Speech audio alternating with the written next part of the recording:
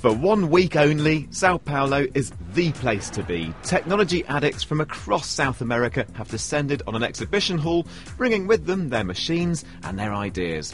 They're here to learn at some 400 lectures, but mainly these 24-hour campus party people are here to share their knowledge and feed off each other's enthusiasm. People I've never heard about, people I talked only through MSN or Skype or online. I can actually talk to them, exchange ideas, maybe start a project like I did last time.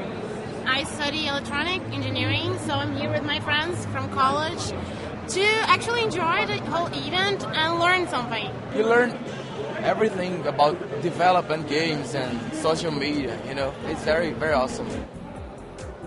For some, it's all just too much. So, when everything's plugged in and booted up, this is what thousands of people and their computers look like. And if you think this hall is massive, well, the one next door is even bigger. The bedroom, if you will. Cramped conditions don't seem to bother anyone, although after a week of hacking and sleeping together, this place can get a little pungent.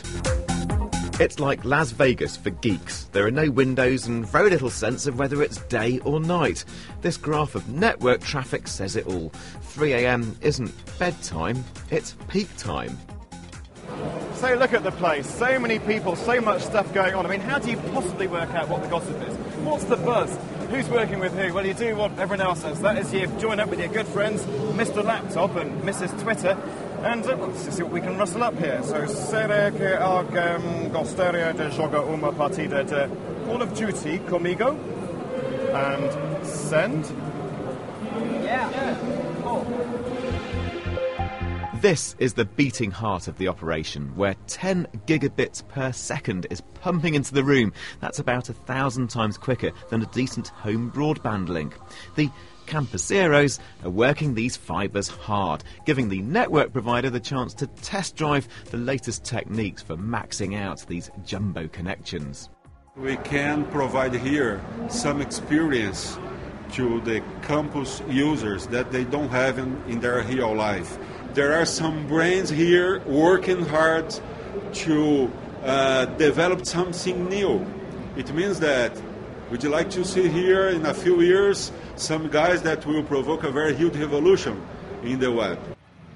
Over on the main stage, a self-proclaimed revolutionary. Former US Vice President Al Gore is just as much a champion of the web as he is of tackling climate change.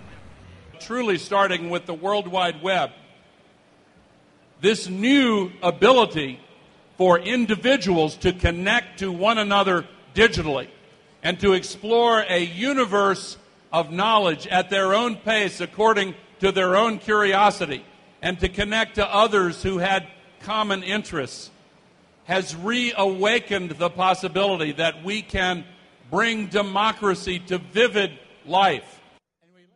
And the man whose bright idea allowed us all to connect online has jetted in to survey the proceedings for himself. I've learned that the most exciting thing about all this technology is that people do with it things that you could never have imagined. And here in South America, they know all about collaborative coding. The open source movement is huge here. As glossy as anything from the big games companies, these titles are open source and they're free.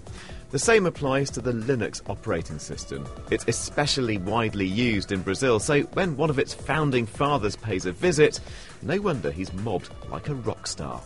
We do a lot of work over the internet, but my observation has been that when people get together in a room and can point and, talk to each other and share food and share ideas, that they do it at a much more rapid pace, and also arguments that may have gone for months over the internet are quashed in a matter of minutes.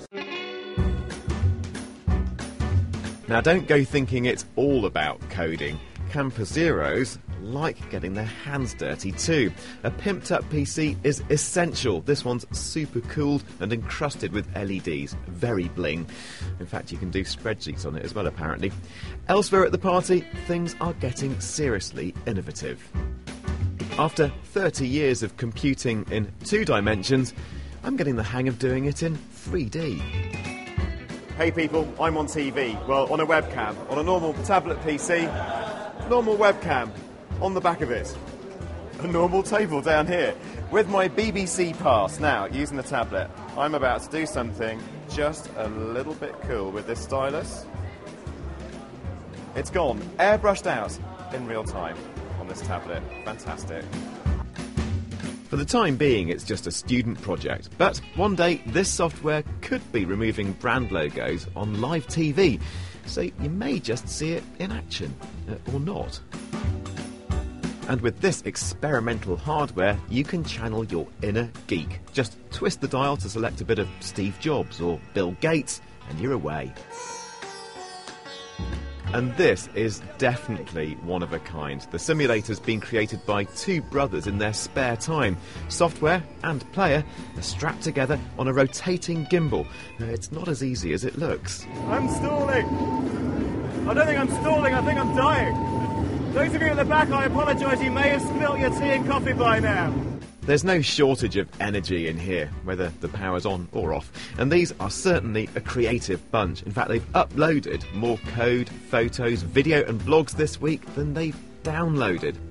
The party might be over for another year, but it's left the net a slightly bigger and brighter place than it was before.